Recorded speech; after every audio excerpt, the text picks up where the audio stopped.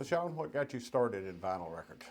So I got into it through when I was a teenager. Found the punk scene, and at that time, that was around the year 2000, around 2000 or so, and when CDs had taken over everything.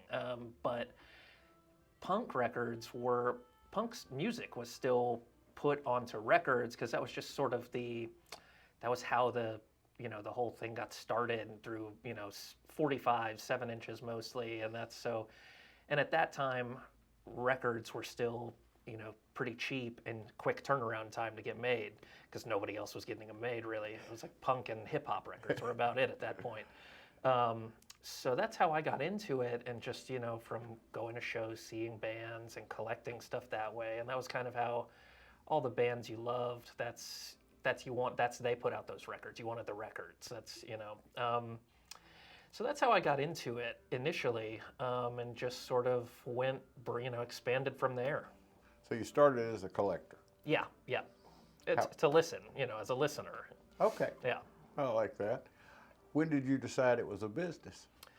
So I got into the business through working at a friend's store. That's in at this point now must have been 12 years ago or so. I started working at a store and was there for I guess like 6 years. So I learned more about that side of it. I'd already been buying and collecting for that long. So I knew, a bit about records just from having bought my own. But yeah, so working in the store for that amount of time, learning that, like, the business side of it, being on that side of it, and just I really, I enjoyed it. And it's kind of, the only thing I really spend my personal money on is records. So know that feeling. It made sense to. Since I was able to, when we moved up here, to start considering opening a store of my own, and that's where we're at. If someone comes to Black Rose, what could they expect?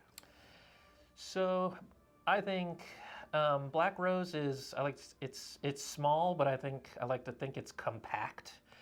We've got a lot in there.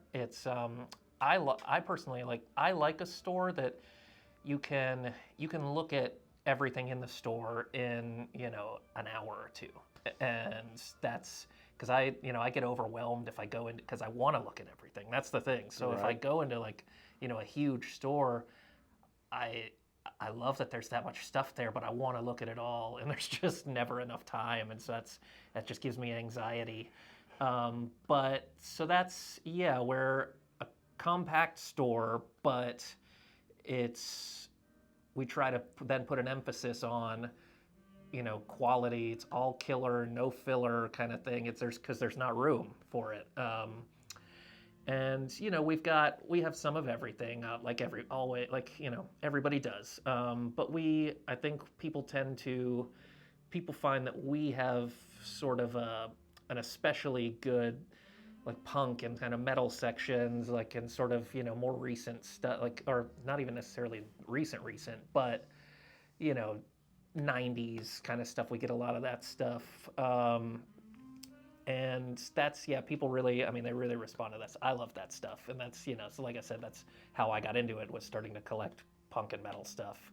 I'm always looking for that stuff too. So that's people definitely know to kind of check me out for that kind of stuff. But yeah, like I said, we've got some of everything, and I listen to a lot of funk and jazz in the store, and hopefully people come in and it's like a nice cozy experience. That's the idea. We've got plants and a nice couch to hang out. Now, is it just vinyl, or do you have? We do have some cassettes and CDs as well. Not a ton. It's we're pretty selective about that stuff, even more so just again because of the space issue. But we do have those as well. We also have some VHS tapes, because that was another thing it was just something that I collected. Just sort of oddball kind of horror and sci-fi sort of weird stuff.